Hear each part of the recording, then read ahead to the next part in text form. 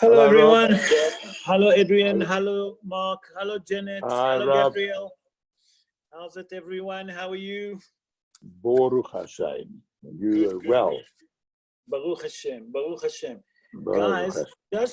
I just wanted to ask something before. I just want to confirm that regarding Tisha B'Av. Tisha B'Av, I spoke to the Hazan, Adam Davis, and he's willing to say the Megillat Eicha. But the point is, what time should we do that? So I would like to consult with everyone, and then I'll put it on a group. What time should we do that? So guys, I'm waiting for suggestion for time before we start, because there's still people joining us. So just to confirm, what time should we do Eicha, and we'll do it live. Mark? 7 o'clock. 7 o'clock? 7 o'clock, I have no problem. I'll speak to Adam and then I'll put it. Adrian, Gabriel, what do you think?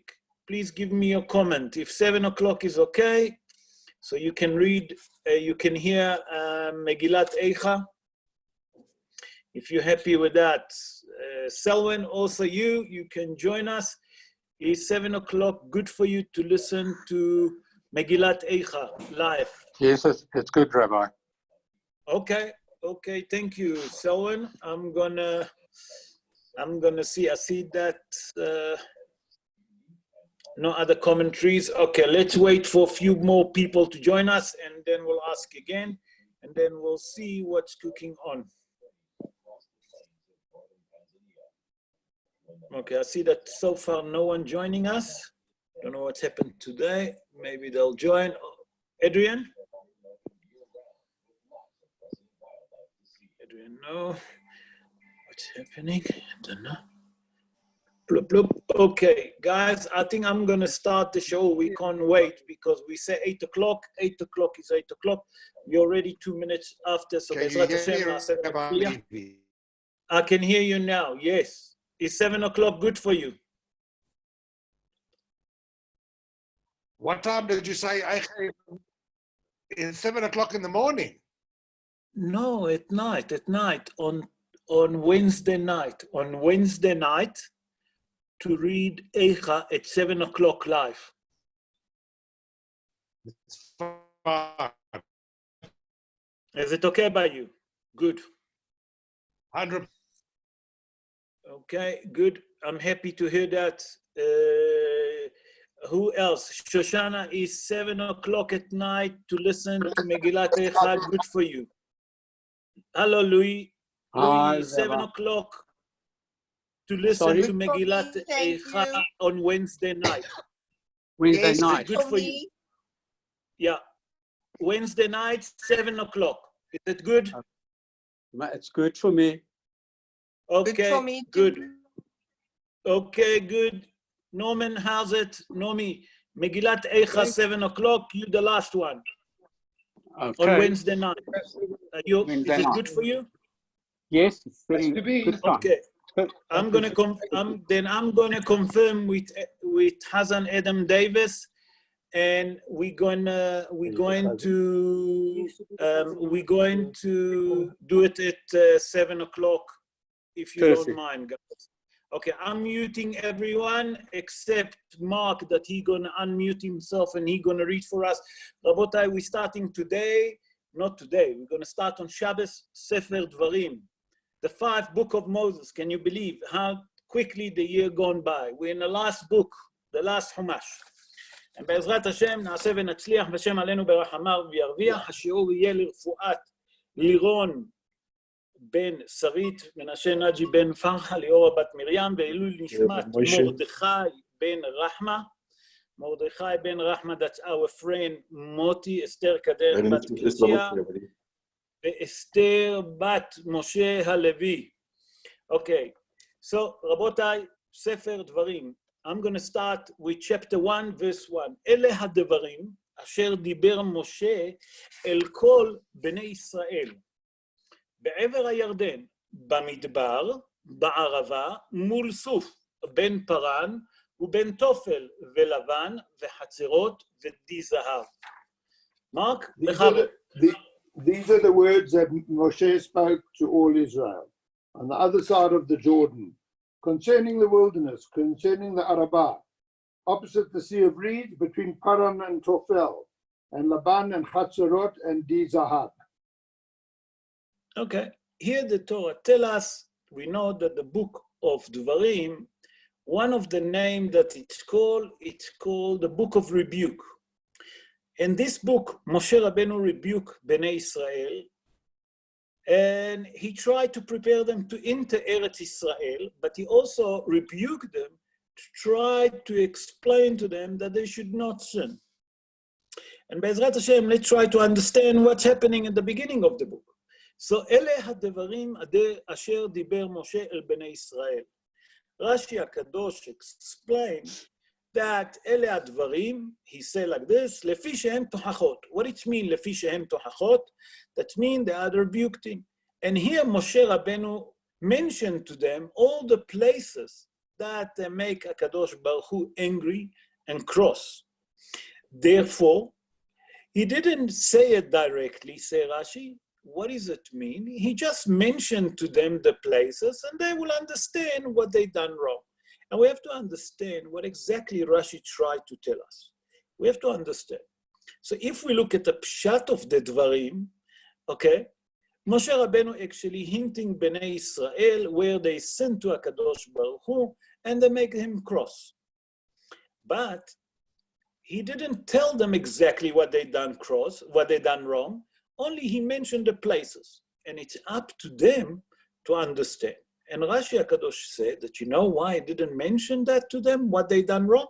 It's not to hurt their feeling. So from here we learn, number one, that when you come to rebuke someone, don't tell him what he done wrong. Just remind them somehow or hint to him where he was wrong, not to hurt their feeling. Let's move on, and now we're going to start to understand a bit deeper what does it mean. Rabbi Chaim ben Attar, that born in a city of Sali in Morocco 324 years ago, in his commentary on a Torah that called Or HaChaim HaKadosh, he explained that when it said to El Kol Bnei Israel, okay, that means that we're learning that Moshe Rabbeinu not only speak to that generation. He said, when he said El Kol Bnei Israel, to all the children of Israel, you're learning that Moshe Rabbeinu speaking not only to that generation that getting ready to enter to Eretz Israel, to every generation. What it mean, every generation? Every generation that will come after that generation, Moshe Rabbeinu speak to them. So Moshe Rabbeinu come to tell them and to tell us in every generation, learn from the mistake of your forefathers. Look where they make HaKadosh Baruch Hu angry. Look how they make him angry. Look how you sin and try to avoid to make HaKadosh Baruch Hu angry.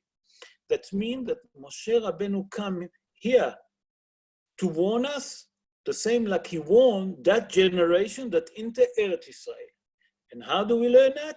When it say, Asher Diber Moshe El Kol Bnei Israel, that Moshe spoken to all the children of Israel. What it mean, all the children of Israel? Every generation after that generation that was in the wilderness.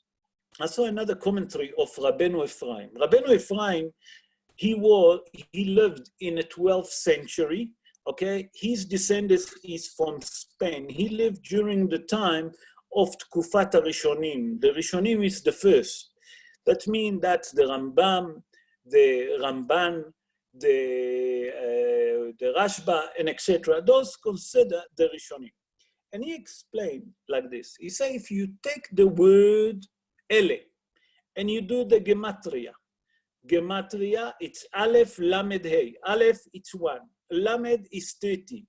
Hey is 5. Together is 36. He said like this. He said that the word Ele comes to tell you that That's awards the 36 tzaddikim that there is in every generation.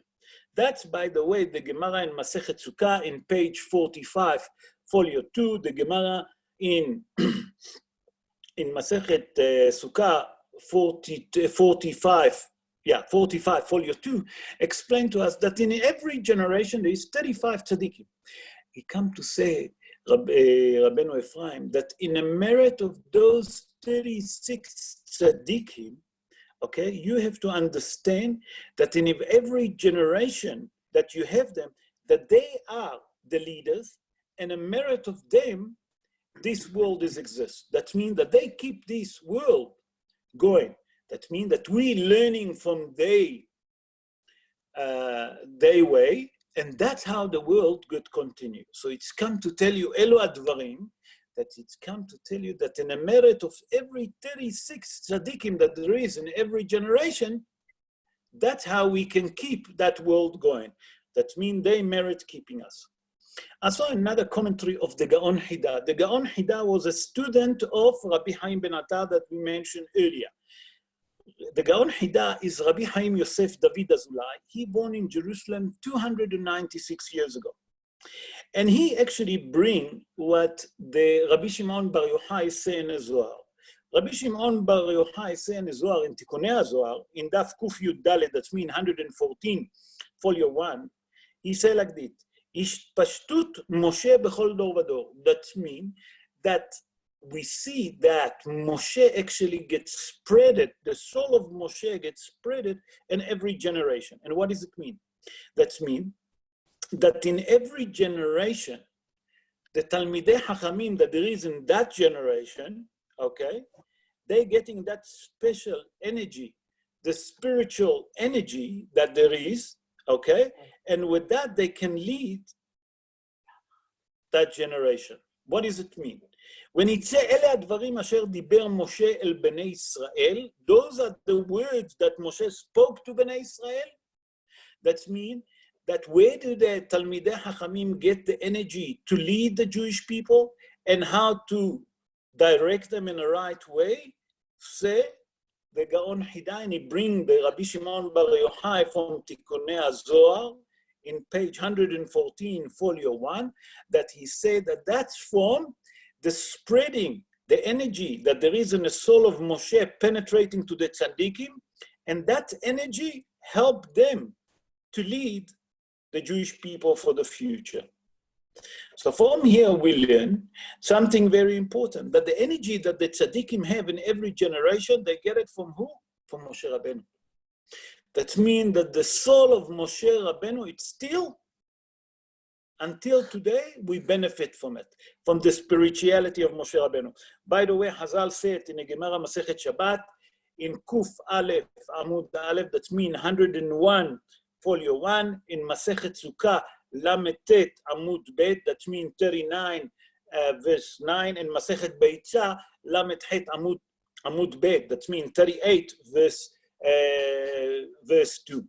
That means that we're learning from here that Hazal agree that the energy of Moshe, the spiritual energy of Moshe, is until today leading the tzaddikim how to direct the generation, how to follow HaKadosh Baruch Hu.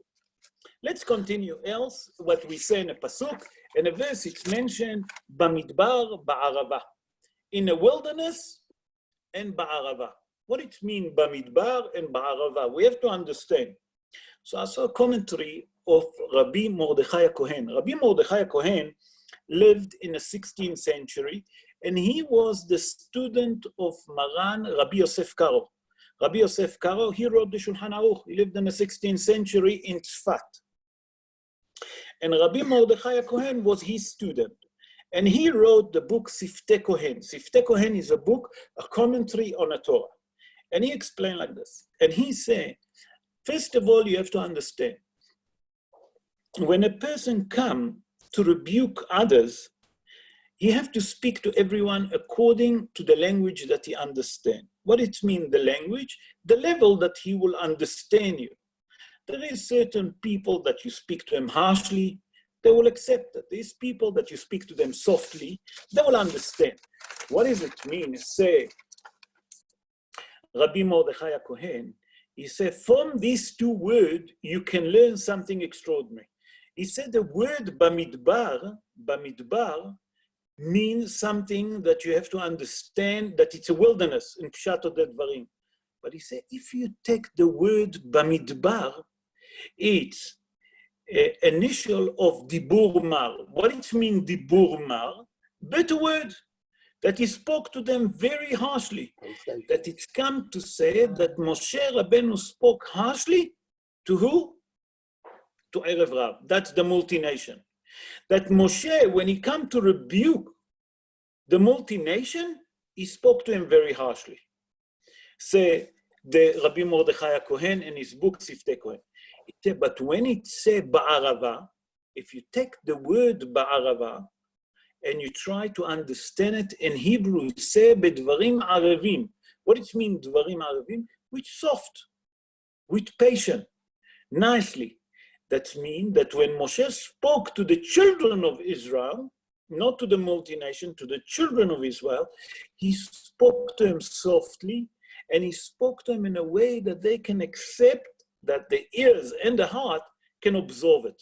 So it's come to tell you that from here you see that Moshe Rabbeinu, when he rebuked the nation, if it was Bnei Israel, if it was the multination, he spoke to each one in a different level, in a level that they can understand. Because sometimes, if you speak to someone too soft, it wouldn't help. You have to be harsh with him. And the multination that caused all the problem to Bnei Israel in the wilderness, we know that as we explained that the Zohar bring that the golden calf been made by who? By the multination. And we brought the source for it from the two children of Bilam, Yunus and Yombros, the Zohar say. That means from here you learn that to those people, although that they joined the Bnei Israel when they left Egypt, Moshe Rabbeinu, before he allowed them to enter Eretz Israel, when he rebuked the nation, he spoke to everyone in a level that he can understand and the level that they should understand, not to do any more sin. And that's what it says, Bamidbar, Ba'arava. Bamidbar, we say it's Dibur Mar, better word, strong, harsh. Ba'arava, Bediburim Arevim, that means Bedibur Arev, that means with a soft, okay? He spoke to them softly, that his word will penetrate their heart and they can understand. So now we understand what Moshe Rabbeinu actually done. Now I'm going to move on to verse 2, and I'm going to do with you something very new that I've never done with you. I'm going to go according to the Pardes. What it means Pardes? The Pshat, Remez, Drash, Sod. I never done it with you before, and today is the first time that I'm going to do with you all of those levels, Pshat, Remez, Drash, Sod, to understand the Torah in 4 different ways that we can understand. The Pshat, the Remez, and the Sod, the secret behind everything. So, Be'ezrat Hashem, na'aseh v'natzliach. So, in verse 2, the Torah tells us, 11 yom mihorev, derech har se'ir, ad kadesh barnea. 11 days from Horeb, by the way of Mount Seir, to Kadesh Barnea. Okay, here we see that the Torah tells us that Moshe Rabbeinu said to Bnei Israel that the journey took 11 days from the place that called Horeb, okay, one of the places that Bnei Israel was. Horeb is called the mountain, okay? We know that Mount Horeb, it's where they received the Torah, okay? From Horeb to Kadesh Barnea, through the mountain of Seir, Har Seir. And immediately all the Mefarshim come to tell us, we don't understand why. Bnei Israel doesn't know how long each journey took them, how many days. They knew. They have 42 journeys, and each journey, some of them took 11 days, some of them took months, some of them took less. Why does Moshe Rabbeinu have to repeat and to mention to them that the journey took 11 days? Why is he mentioned 11, the word 11? Now, please focus with me. I'm going to go steps by steps. I'm going to start on a pshat, and then I'm going to go to the remez. What does 11 mean? Sorry. And then I'm going to go in depth. What does 11 mean according to the Kabbalistic, the mystical rabbi? So, Rabbi Ovadia Misforno. Rabbi Ovadia Misforno wrote a commentary on the Torah. He born in the city of Cesena. That's in the north of Italy. He born 550 years ago. In his profession, he was a doctor, the same like the Rambam and the Ramban. He was a doctor. And beside that, he wrote a commentary on all the Torah and all the Mishnayot, especially on the Mishnayot. But in his commentary on the Torah, he explained like this. He explained that the main reason that Bnei Israel have to be in the wilderness for 40 years in the pshat of the Devarim, because the sin of the Meraglim.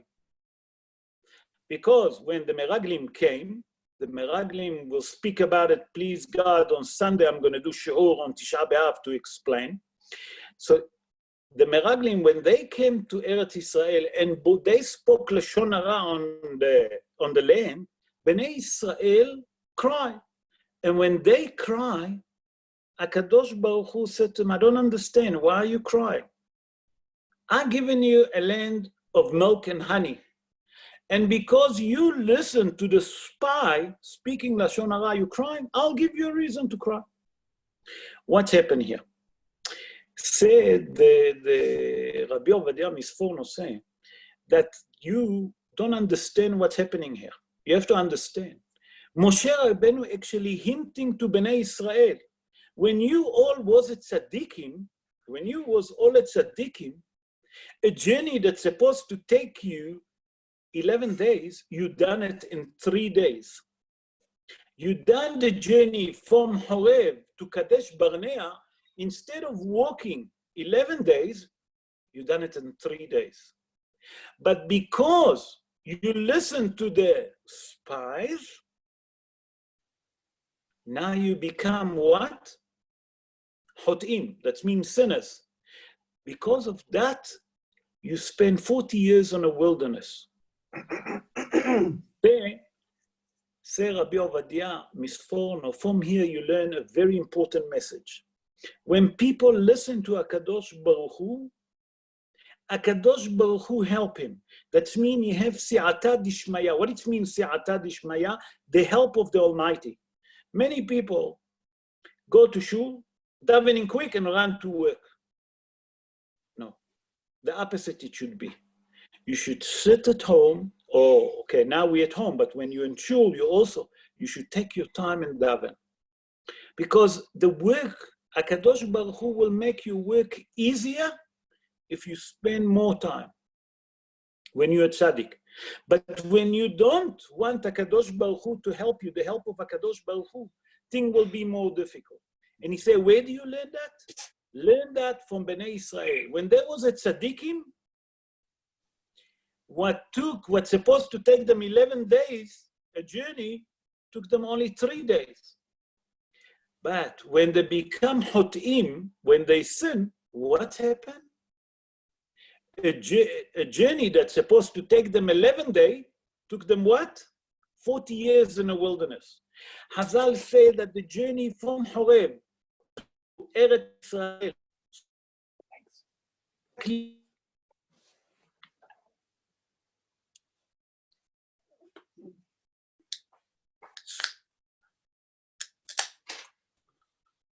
something happened.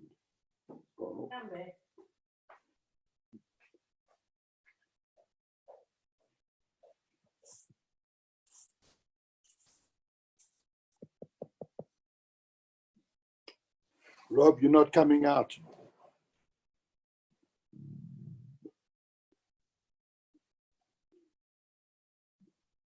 Zoom has stalled.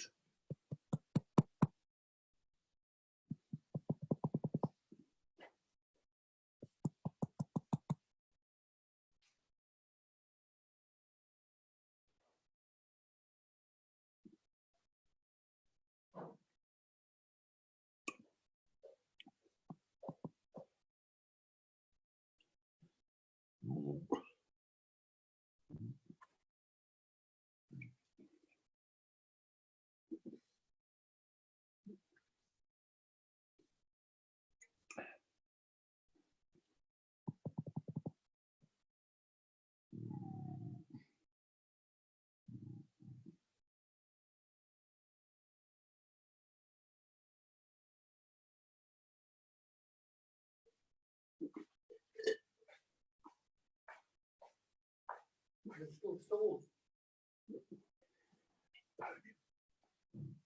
No, you'll see. He knows. No, he doesn't necessarily know. Of course he knows.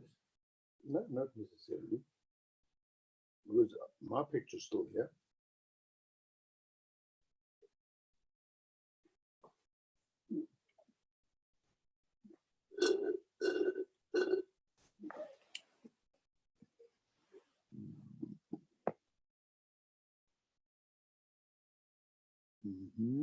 It's a technical hitch. Give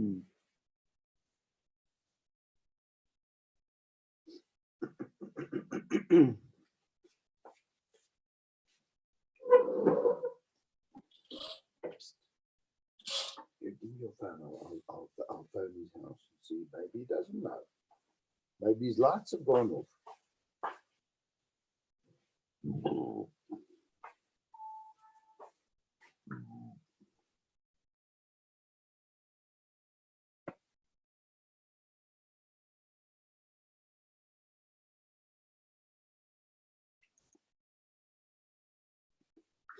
Maybe I've gone off.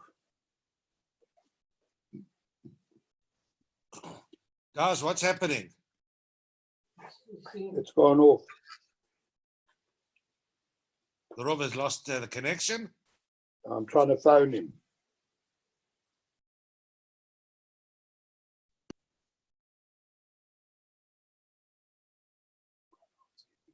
He probably thinks he's still on there. No, you'll see it's me, so you'll wonder why I'm phoning him in the middle of the show. No, you would have answered by now.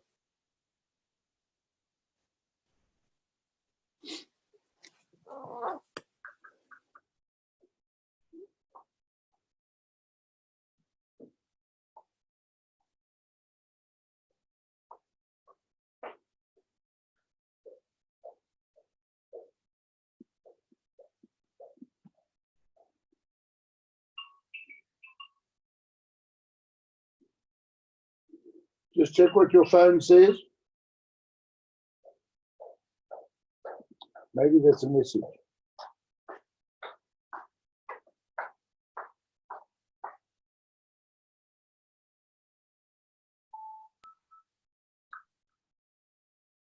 Problems with my internet connection. So are we continuing or not? You have to wait. You can sort it out. You'll go fine.